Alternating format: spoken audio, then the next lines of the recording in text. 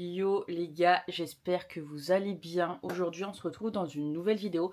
Ça fait un moment que je pense à vous faire cette vidéo, enfin même, j'ai envie de dire, dès que j'ai commencé les animés, mais j'attendais d'avoir vu quand même un certain nombre d'animés avant de vous faire finalement mon top 10 de mes animés préférés. Après, voilà, évidemment, je sais qu'au fil du temps, mon top 10 risque de changer, mais j'avais déjà envie de vous faire un premier jet aujourd'hui de ce que j'ai vu. J'en ai vu que 19 pour l'instant, mais c'est déjà bien, 19. Après, je sais qu'il y en a qui en ont vu moins, il y en a qui en ont vu carrément plus.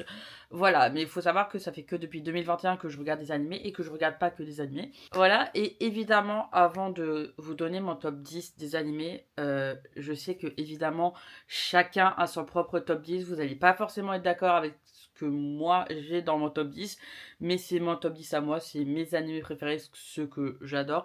Voilà, évidemment, vous n'allez pas forcément être d'accord. Si vous allez être d'accord, voilà, mais n'hésitez pas à en parler en commentaire, dans la bienveillance et dans le respect de chacun, et même à me donner votre top 3, votre top 5, votre top 10, votre top préféré des animés que vous regardez en ce moment. C'est parti, on va aller en ordre décroissant, on va partir du 10e et pour arriver au premier. Et évidemment, je sais qu'à la fin, vous allez me dire, mais t'en as donné 11. Oui, je sais, c'est juste qu'en fait, dans la première place, j'arrive pas à les départager. Du coup, je suis obligée de les mettre les deux en première place.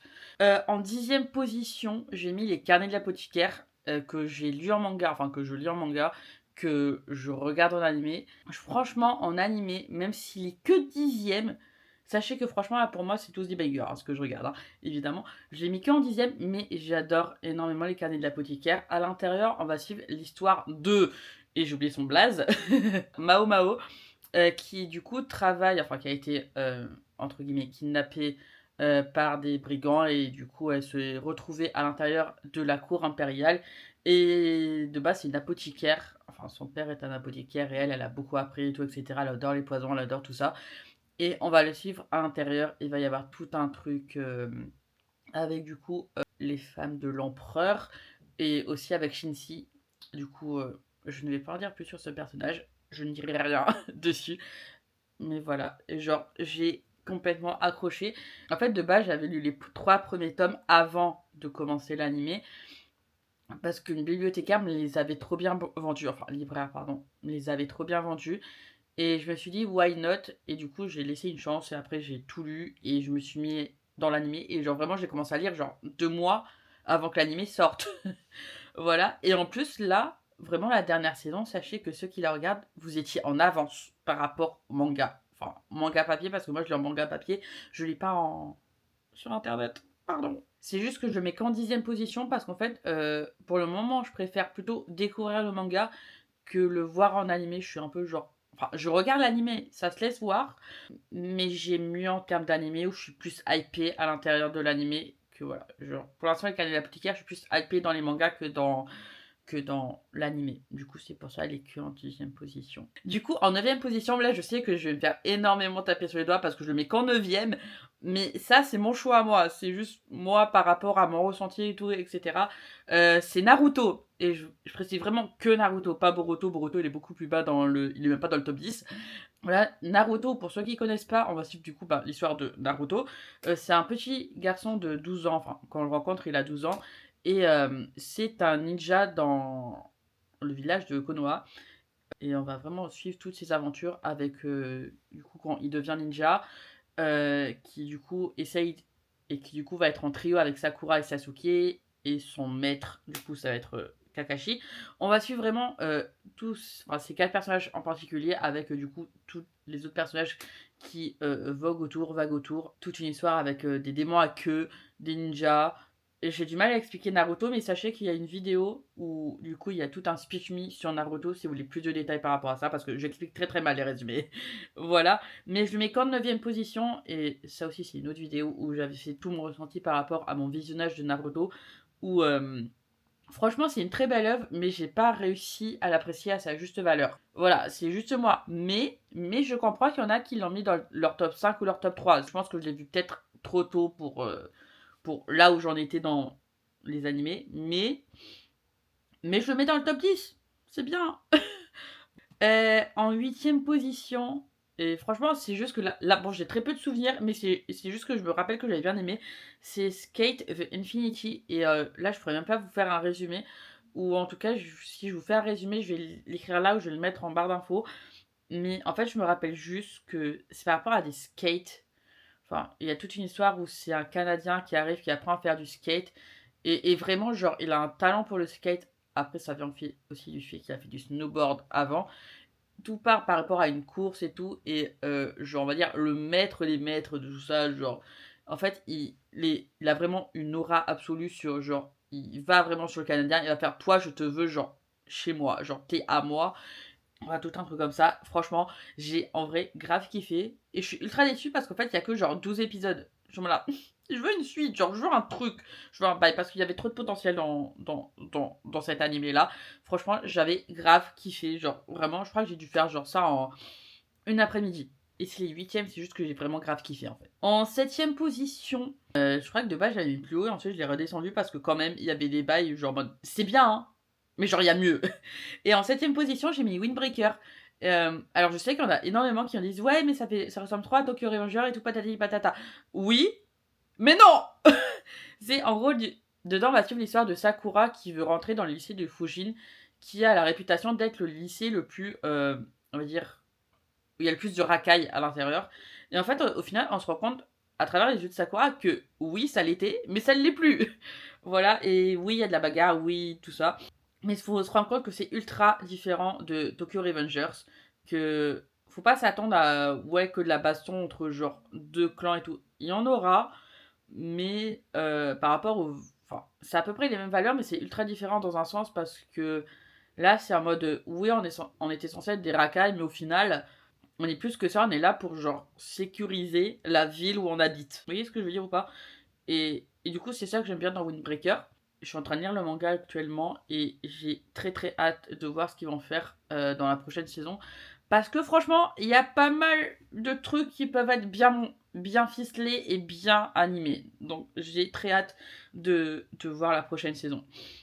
En sixième position, et il y en a beaucoup qui vont dire non, mais ça c'est parce que l'animation. Oui, mais j'ai mis Demon Slayer quand même en sixième position parce que Demon Slayer, c'est franchement, et surtout par rapport aussi au dernier film qui est sorti, franchement, le dernier film sur Akaza, mais c'est trop bien. Du coup, Demon Slayer, pour ceux qui connaissent pas, on va suivre l'histoire de Tanjiro, et en fait, toute sa famille, elle s'est fait mordre par un démon, et du coup, elle est morte, sauf sa petite sœur et du coup qui devient un démon et lui il est là en mode je veux pas tuer ma petite sœur et tout machin, je veux la sauver, je veux qu'elle redevienne humaine et il va rentrer dans les profondeurs de démon pour justement sauver sa petite sœur et on va le suivre à l'intérieur.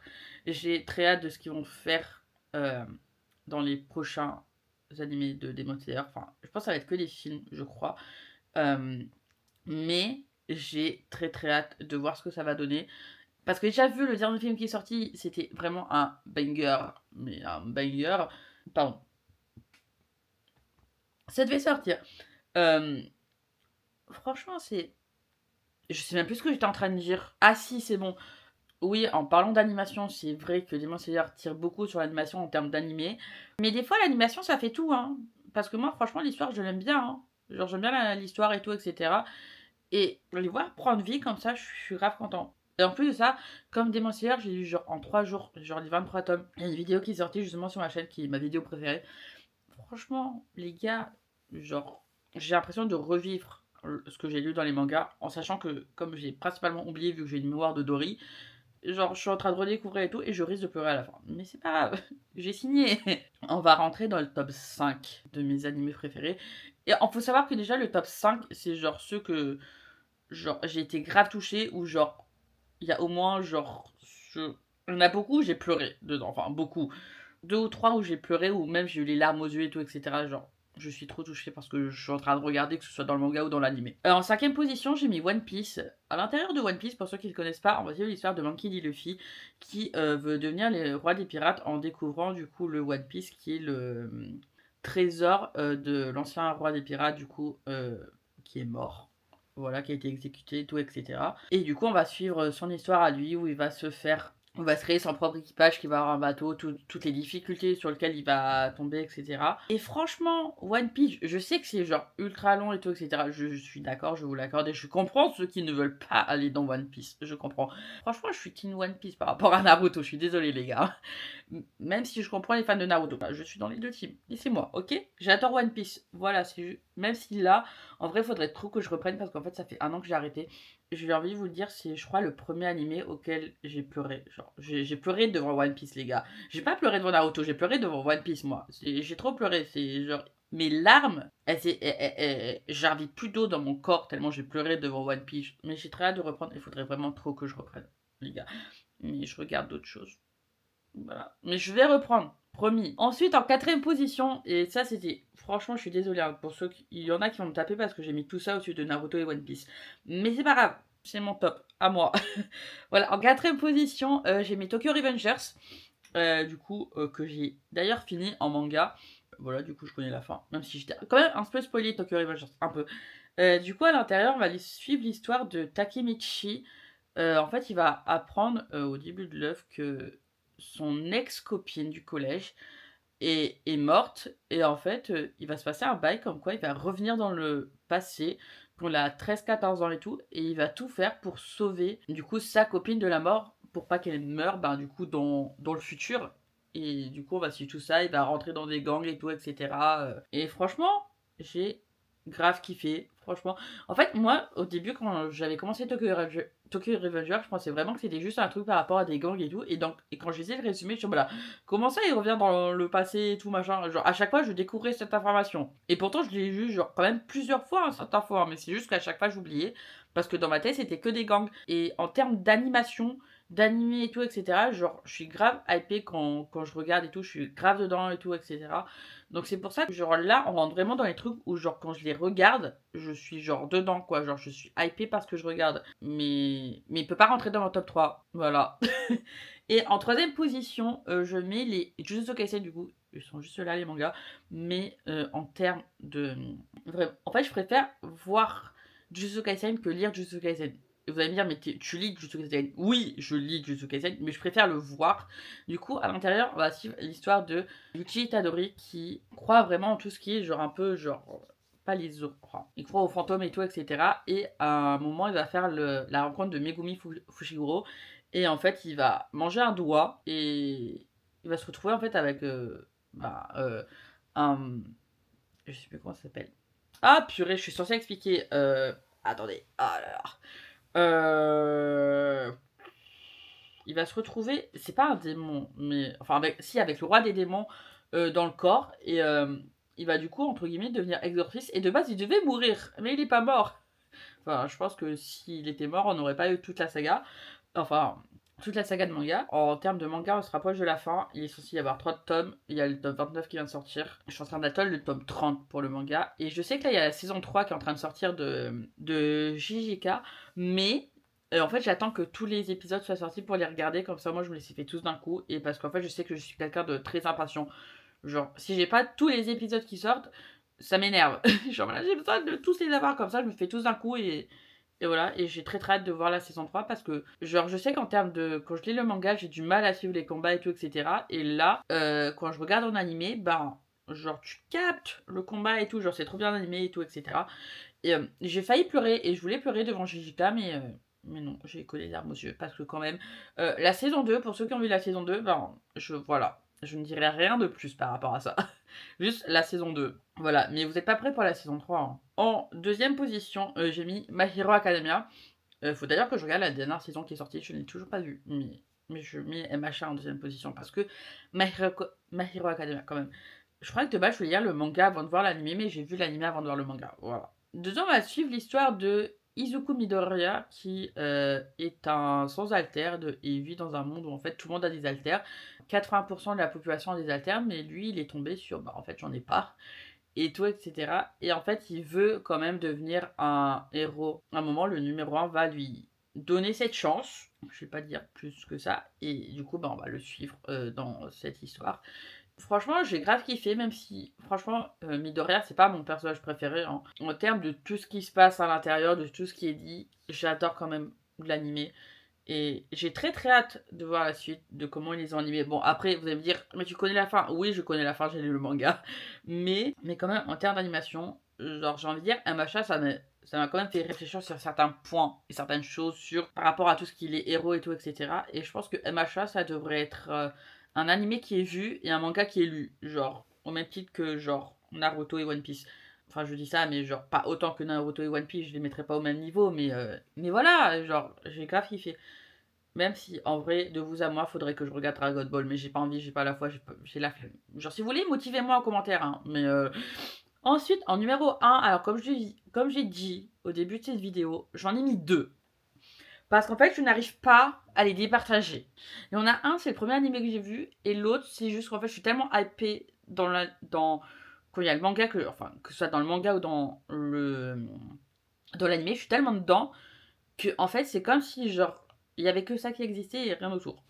On va d'abord commencer. Je sais pas, je vais vous mettre les deux là. Du coup, il y a Haikyuu et il y a Dr. Stone. Haikyuu, c'est le premier animé que j'ai vu de ma life et qui m'a vraiment mis dans tout ce qui est animé, manga et tout, etc. On va suivre l'histoire de Shoyo Hinata, Hinata Shoyo. Il y a beaucoup de Hinata quand même, hein. Genre entre Naruto, il y a Hinata, Haikyuu, il y a Hinata. On va suivre du coup l'histoire de Hinata qui, à un moment, est tombé sur un match de volley avec le petit géant et il s'est mis en tête de devenir le prochain petit géant du volley. Et c'est pour ça qu'il décide de rentrer au lycée de Karasuno. Et du coup, en fait, il se rend compte qu'ils sont plus aussi... Enfin, ils sont bons, pas comme il y a 4 ans où il a vu le petit géant à la télé, quoi. Du coup, lui veut vraiment rentrer dedans et tout, etc. Et on va suivre du coup l'équipe de Karasuno, etc. Et pour voir où juste qu'ils peuvent aller, genre tous les matchs, tous les... Voilà. Et en termes, franchement, d'animé, les gars, bon, même si des fois on se dit putain la balle, elle met genre 30 secondes à descendre alors que genre quand tu regardes un match de volley, genre en une demi-seconde elle est déjà en bas. Franchement, je kiffe grave ma vie quand je regarde dessus. Genre l'animé, j'ai vu genre 2-3 fois déjà, hein. Tellement je suis à fond dedans. Et genre, plus je le vois, plus j'ai les larmes aux yeux quand je regarde. Parce que des fois, il y a des moments où c'est trop touchant. Tu peux pas ne pas pleurer. Tu peux pas ne pas être triste. Genre, Enoshita, je suis désolée, dans la saison 2, il me fait pleurer.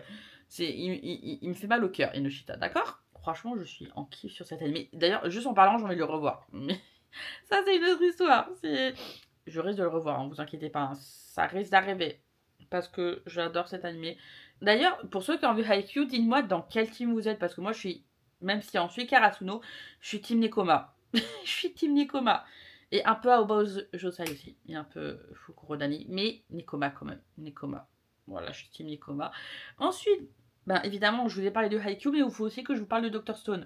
Du coup, Dr. Stone, on va suivre l'histoire de Sanku et de toute la planète entière, en fait, au final, qui, en fait, se sont fait pétrifier en pierre par une personne inconnue, voilà, pendant 3700 ans, et Sanku va sortir de la pierre, et en fait, tout ce qu'ils ont connu au XXIe siècle, en fait, ça a disparu, et ils sont revenus dans un monde de pierre.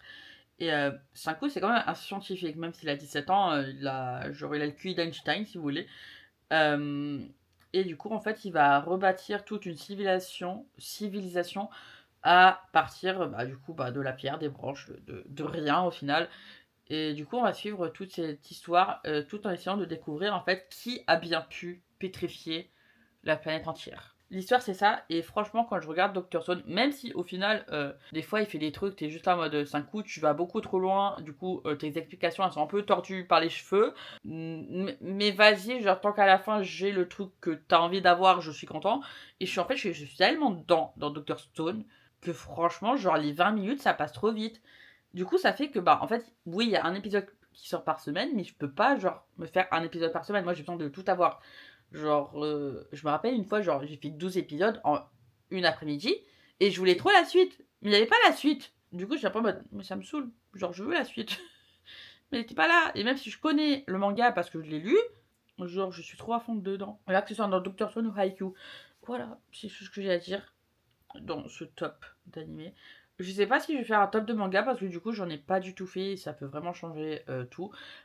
En top d'animé, je sais pas si je vais refaire ce type de vidéo, mais n'hésitez pas à vous me dire en commentaire votre top 3, votre top 5 ou votre top 10, ce que vous voulez en termes d'animé.